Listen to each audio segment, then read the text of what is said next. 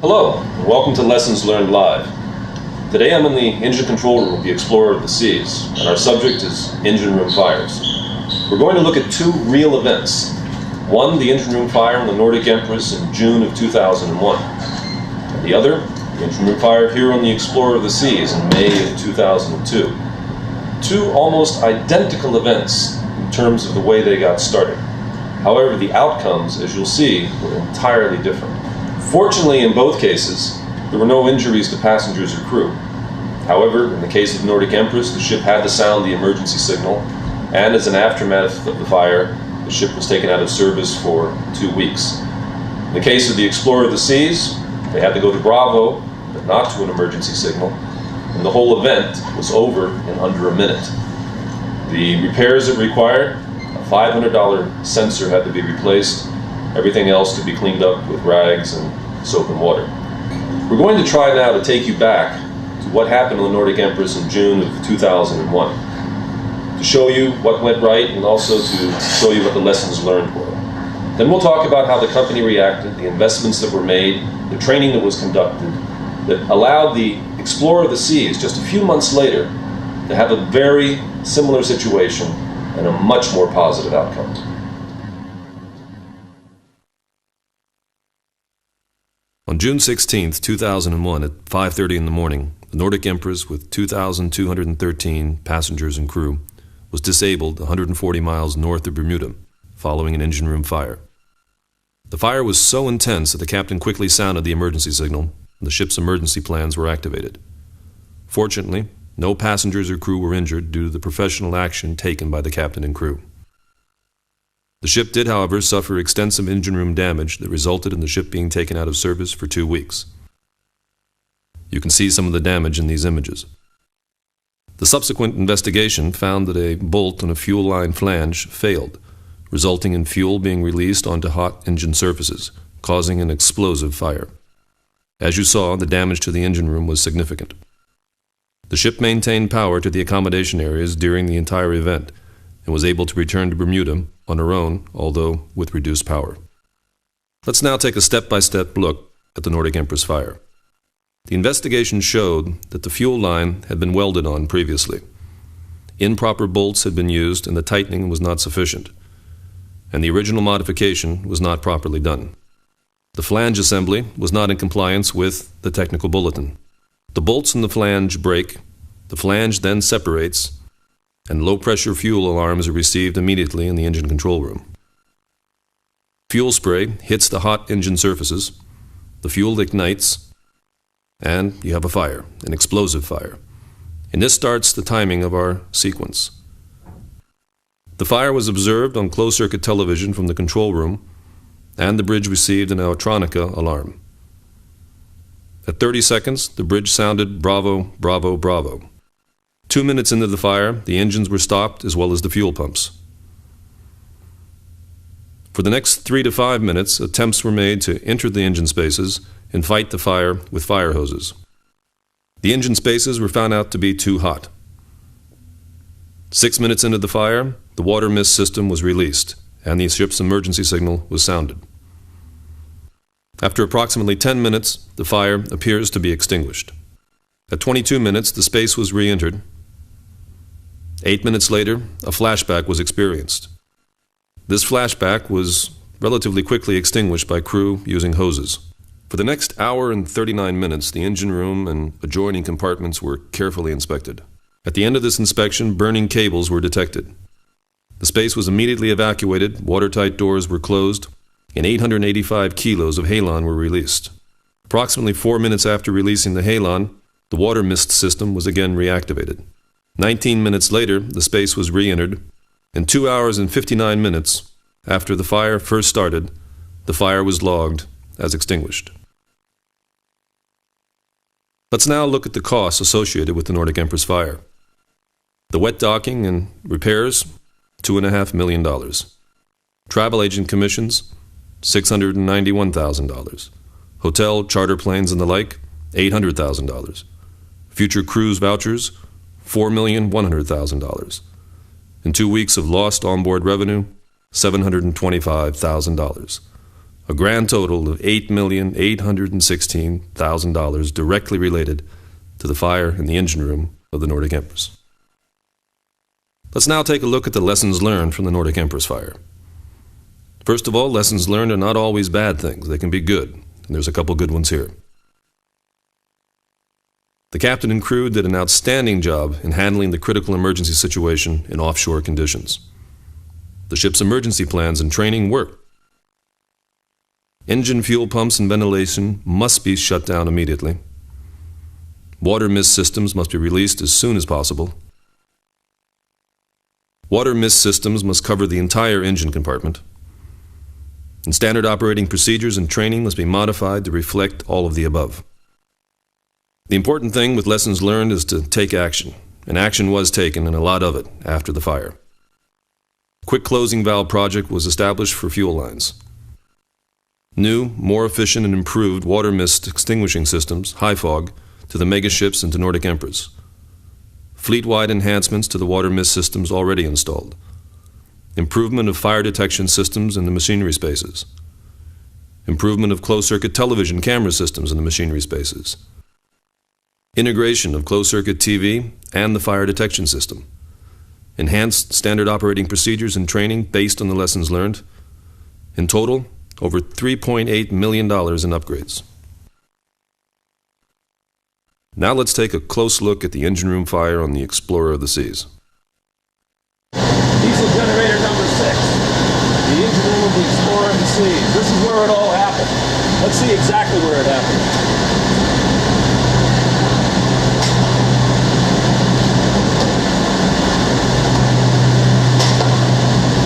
Right inside here, this is where you have the plug that blew out. It's this 1-inch plug right there. Popped out. Behind it, 7.5 bar, 120 degrees Celsius fuel started gushing out. What did it hit? It hit a red-hot engine. What was around it? Plenty of air, oxygen provided by the ventilation system. The 3 sides of the fire triangle. The result, an explosive fire. The investigation after the fire showed that there had been insufficient tightening torque on the erosion plug on diesel generator number 6. The 1-inch erosion plug on the fuel pump blew out. A low fuel pressure alarm was immediately received in the engine control room at the same time as hot fuel was hitting the hot engine surfaces. The fuel ignited, and we had our explosive fire that you've seen in the video. Our timer starts here. 5 seconds later, the fire was observed in the closed-circuit television system in the control room. 7 seconds later, the engineers stopped the engine and the fuel pumps. 3 seconds after that, the high-fog water mist system was released. At 20 seconds into the event, the Bravo, Bravo, Bravo signal was sounded from the bridge. 50 seconds after the fire first ignited, it appeared to be extinguished from the closed-circuit television monitors. 4 minutes after that, the space was again entered. And 5 minutes after the initial fire was detected, the fire was confirmed extinguished. As you can clearly see, the sequence of events on the Explorer of the Seas resulted in an entirely different situation than what transpired on the Nordic Empress. Let's now take a look at the costs associated with the Explorer of the Seas fire. Well, there's not a lot to look at. There was a sensor replacement required, $500. And that was the total cost of the entire event. Even though almost everything apparently went well with the Explorer of the Seas fire, there are still some lessons learned. Let's look at them. Well, the first lesson learned was that the lessons learned from the Nordic Empress worked. The fire safety project investments paid off, the enhanced standard operating procedures paid off, and the training for the duty engineers clearly paid off. There were, however, a couple of things that we could still improve on. We found out that the erosion plug was tightened with a wrench. No torque meter was used. And a Wärtsilä torque recommendation for tightening of the erosion plug was not followed. Let's now look at the action taken after the Explorer of the Seas fire. A fleet-wide check of erosion plug tightening torques was conducted. A new work permit for pressurized fuel systems was established. Wärtsilä was requested to provide a summary page on all service bulletins. And we produced this video, hopefully an effective means of showing all of you the events that transpired on the Nordic Empress and the Explorer of the Seas, and the positive lessons learned that we've gained. We have already shown you that one of the steps taken after the Nordic Empress fire was to improve the coverage of closed-circuit television cameras. As a result, we're able to now show you the exact surveillance video that captured the Explorer of the Seas fire. Let me set the stage for you. The camera position is located on the deck above the engines. The engine closest to us is diesel generator number 6, and that's where we had the fire. It's interesting to note that there's a crew member with his back to the camera working on the engine next to number 6. And fortunately, he was not hurt in the explosion you're soon going to see. If you look closely, you can just see the first small traces of smoke rising from diesel generator number 6. You'll also be able to see that the crew member in the background will soon become aware of the smoke and will turn and face the camera.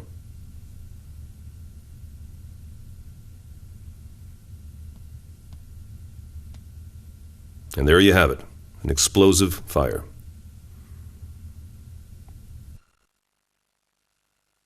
The clock's now ticking and things are happening, as you know, in the engine control room. But as you'll see, very shortly, they will have released the high fog system.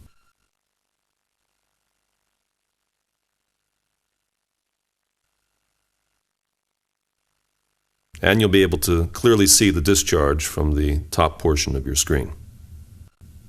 And here it comes.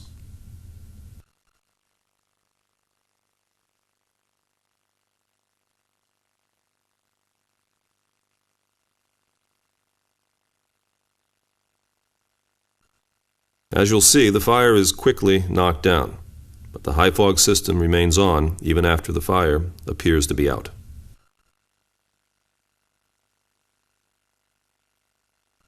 As you can see, the fire is still flashing up.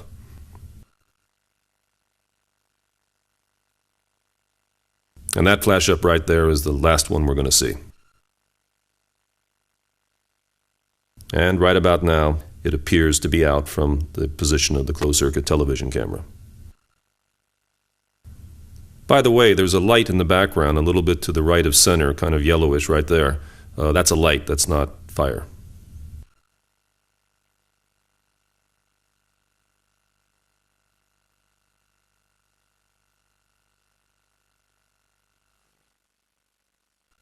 Now let's jump ahead 4 minutes in time, when the engine room is now being re-entered by crew with their breathing apparatus on.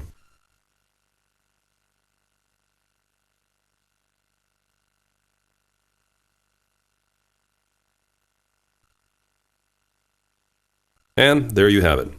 5 minutes after the initial explosion, the fire in the engine room of the Explorer of the Seas is confirmed extinguished. The real success story of this fire is how little damage actually took place. Today is June 8, 2002, 5 days after the fire. Right here, I'm at ground zero. This is where it happened. There's no damage. The cleanup was done with rags and cleaning material. There was one $500 sensor that had to be replaced.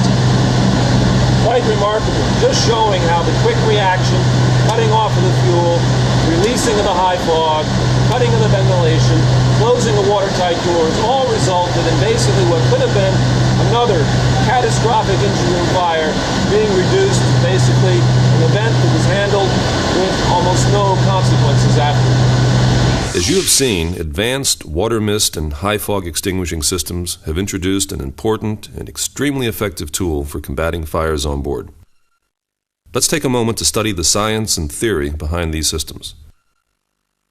We are all familiar with the fire triangle, which describes the 3 components, fuel, oxygen, and heat, that are necessary to create the chemical reaction which produces a fire. Take away one or more of these and there's no fire. All fire extinguishing systems work by taking away one or more of these 3 ingredients. Halon systems are the exception and add a 4th dimension to firefighting by breaking the chain reaction. Halon chemically interrupts the combustion process by preventing the fuel, heat, and oxygen from reacting with each other. As you know, water is an effective tool in combating many types of fires. The main reason water is so good is that it's an excellent coolant. Water removes heat from a fire to the point that you cool the fuel to below its ignition or flash point, the point that it catches on fire. In other words, water helps you remove one side of the fire triangle, heat.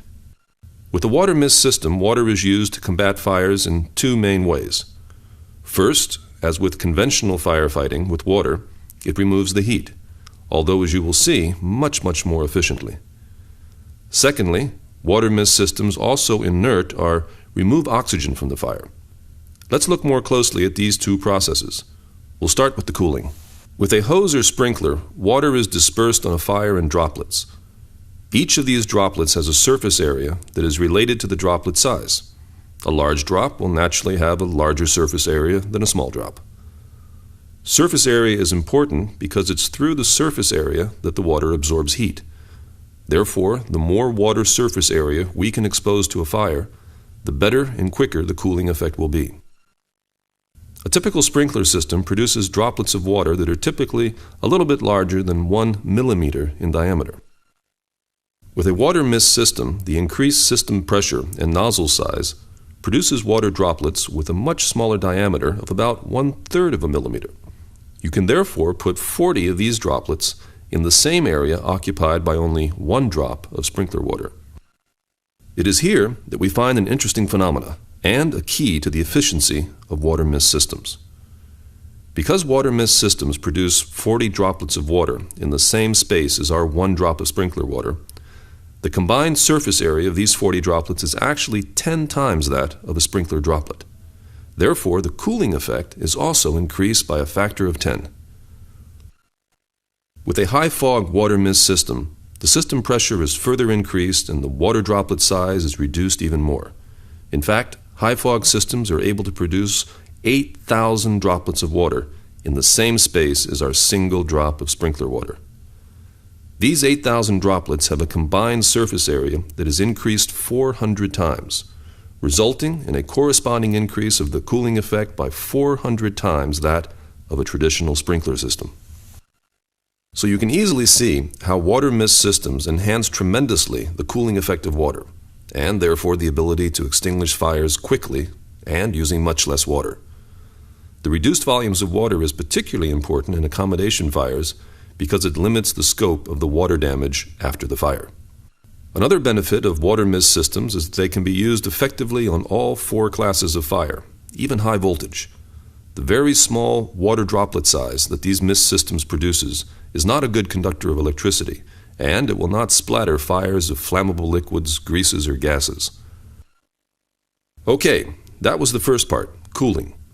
Now let's look at the second way water mist systems work, by removing oxygen. You are all familiar with CO2 systems and their function. The science behind CO2 is fairly simple. CO2 is an inert gas which is heavier than air. When released in a confined space, it will fall downward by gravity and push the air upwards, eventually away from the point of combustion, effectively removing the oxygen side of the fire triangle. Something else happens when you release CO2. Because the air is pushed out of a space by the CO2, anyone in the space would not be able to breathe. So it is very important that a space is completely evacuated, with everyone accounted for before releasing CO2. And this is a process that can take time, allowing the fire, in the meantime, to grow. With water mist systems, the very small water particle size creates a condition that is very favorable for quick vaporization of the water to steam. It will typically take about 1 second for our single water droplet from a sprinkler system to vaporize. The 40 drops from a water mist system will only take 1/10 of a second to vaporize. And the 8,000 droplets from the high fog system, they'll be fully vaporized in a remarkable 3 milliseconds. During the vaporization process, the water volume expands as steam approximately 1,760 times. This dramatic expansion forces the air away from the point of combustion, again effectively removing the oxygen side of the fire triangle. So both CO2 and water mist extinguishing systems remove oxygen from the fire. The big difference, however, between these two systems is that with CO2, oxygen is removed from the entire space, whereas with water mist systems, the oxygen is removed only at the precise point of combustion. therefore making it perfectly safe for humans to be in the same space where the water mist or high fog system is being released. This was a very important factor in the quick and successful extinguishing of the engine room fire on the Explorer. There was no need to delay releasing the system in order to evacuate the engine room. Another benefit of the efficient vaporization of water with a mist or high fog system is that the vaporization process itself requires heat and, as a result, contributes to the already substantial cooling effect of the water mist. The fine water mist particles also help clear smoke. This happens because the carbon particles that are created by the fire easily attach themselves to the tiny water droplets. The carbon is therefore effectively weighed down by the water and, with gravity, sinks to the deck. So there you have it, water mist and high fog extinguishing systems, a fantastic firefighting tool. They can effectively be used on most types of fires, especially electrical and flammable liquids. They're not hazardous to humans, allowing immediate release. They're extremely effective as a coolant. They remove oxygen while cooling. It helps reduce smoke density. And there's much less water damage after the fire. Well, there you have it. 2 examples that again show how really important lessons learned and near misses are. These are important chances for you to really extract critical information in our operation from events that have happened in the past. Pay attention to them, whether they're big or small. Discuss them. Send them shoreside. Let us look at them, analyze them, dissect them. Because then we can take that information, we can incorporate it into our procedures, we can develop better systems, and we can make sure that our operations in the future are always continually improving, becoming safer and safer for our crew, for our guests, and for our company.